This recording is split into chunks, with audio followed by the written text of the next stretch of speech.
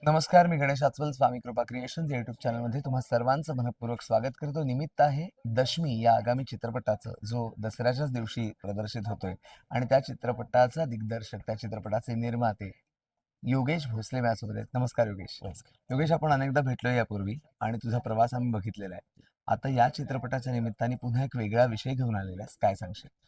चित्रपटाबद्दल मी एवढंच सांगेल, की हा दशमी हा चित्रपट ऑक्टोबरमध्ये येतोय. एक 8-10 दिवसामध्ये तुम्हाला कन्फर्म डेट पण समजेल. अच्छा, अजून मी हां, दसऱ्याचं हां. ठरलं नाहीये. म्हणजे ती नवरात्रमध्येच असणार आहे. नवरात्रामध्ये असेल. फक्त कुठली डेट आहे ते कन्फर्मेशन बरं आहे. बरं हां, बरं. हां. तर दशमी हा फिल्म उत्तम पद्धतीने या फिल्ममध्ये तुम्हाला थ्रिलर सस्पेन्सनुसार ही गोष्ट मांडण्यात आली आहे. आणि जे काही आज आपण बघतो आपल्या आजूबाजूला जे काही अत्याचार होतात, आपल्या आई बहिणी ज्या बाहेर जाताना पण आज होय. विचार करावा लागतो.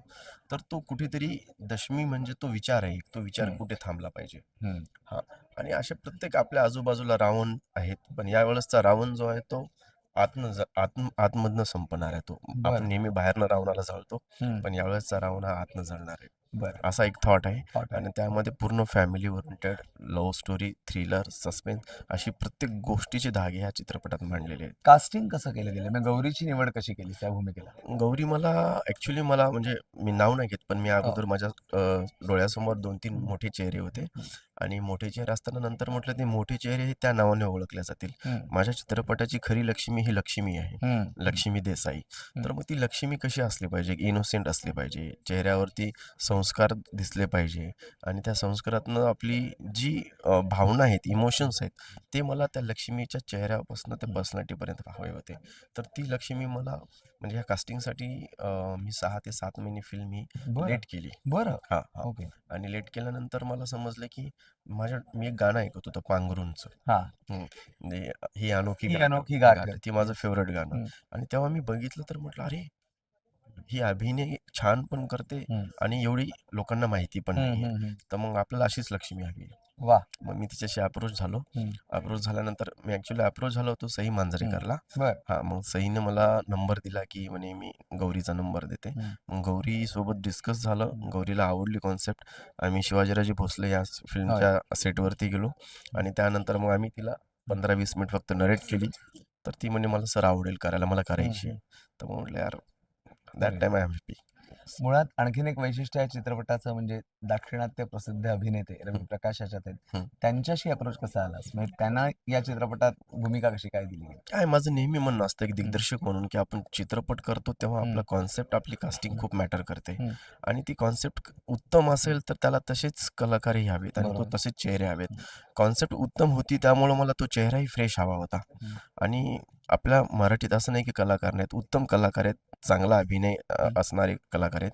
पण ते मला अपील होत नव्हतं एक हं. दिग्दर्शक म्हणून. बरं, बरं. हां, तर मला ती फ्रेश पर्सनॅलिटी हवी होती आणि त्यातल्या त्यात ज्याला थोडंफार हिंदी आलं पाहिजे आणि थोडंफार मराठी आलं पाहिजे. बरोबर. असं कॅरेक्टर होतं कारण ते कॅरेक्टर आसिफ मुजावर. वाह! हां, हां. हं. सो ती पर्सनॅलिटी बघत हं. असताना मला काही रेफरन्स भेटले आणि रेफरन्स भेटताना 3-4 आर्टिस्टला मी साऊथच्या बोललो. त्यातले हं. मला ही पर्सनॅलिटी ओके हं. वाटली. मी म्हटलं, बरं. "सर एक फिल्म करना है." तर म्हणे, "मला मराठी येत नाही." तर हां. मग मराठी येत नाही म्हटल्यानंतर त्यांना मी सांगितलं, की हं. तुमचं असं कॅरेक्टर आहे. पण म्हणे, "कुछ-कुछ हं. मराठी भी डायलॉग्स है, हां. उसके लिए मैं इसके लिए हार्ड वर्क करूँगा." हं, हं. त्यामुळे त्यांनी मगाशी जसं सांगितलं, त्यांनी हं. कंटिन्यू 3 महिने सीरियल बघितली हं. मराठी.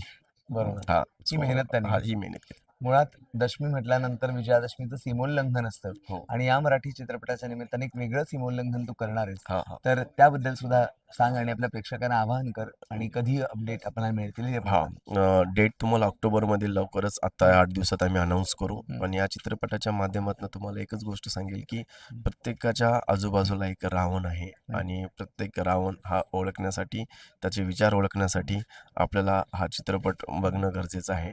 आणि जसं मगाशी सांगितलं, की यावेळेसचा रावण हा बाहेरनं नाही जळणार, तो आतल्या विचारांनी जळणार आहे. सो या चित्रपट पाहताना तुम्हाला डेफिनेटली एक क्युरिओसिटी असेल, की मी बसलो केव्हा होतो आणि उठलोय कधी? हा एवढा सुंदर स्क्रीन प्ले ऑडियन्ससाठी हं. मांडला गेला आहे. कारण ह्या स्क्रीन प्ले गेल्या 13 वर्षापासून लिहितोय. हं. सो एवढंच होप्स आहेत, की हं. तुम्हाला ही आवडणार. नक्कीच. Thank so much. आणि एक वेगळं सीमोल्लंघन त्यानिमित्ताने आपणही करूया आणि हा व्हिडिओ कसा वाटला त्याबद्दल नक्की सांगा कॉमेंट बॉक्समध्ये. स्वामी कृपा क्रिएशनला सबस्क्राईब करा. धन्यवाद.